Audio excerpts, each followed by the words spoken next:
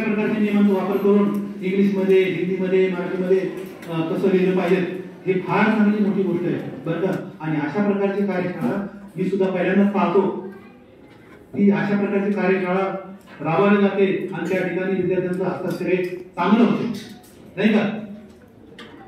ठीक आहे. तर पुन्हा एकदा आपले संचालक साहेब आहेत दरवेळ साहेब यांना खूप खूप धन्यवाद देतो. विद्यालयाचे जे प्राचार्य आहेत त्यांना खूप धन्यवाद देतो. आणि पांडुरंग चोपडे साहेब आहेत यांना खूप धन्यवाद देतो.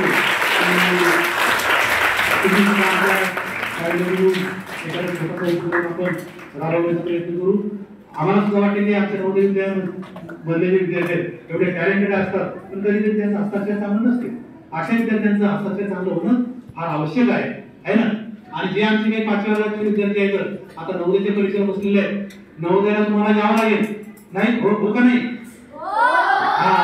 तर त्यासाठी आता जे काही 3 तारखेला परीक्षा 8 तारखेला परीक्षा आहे म्हणजे कधी आहे आता तर तुम्ही चांगला अभ्यास केला असेल. आणि मी अपेक्षा करतो याही विद्यालयातून काही ना काही विद्यार्थी आमच्या विद्यालयामध्ये 6वीच्या शिक्षणापासून ते 12वीच्या शिक्षणापर्यंत यावे आणि पण येताना सुंदर हस्ताक्षर घेऊन येते. ठीक आहे. सर्वांना शुभेच्छा. थँक्यू.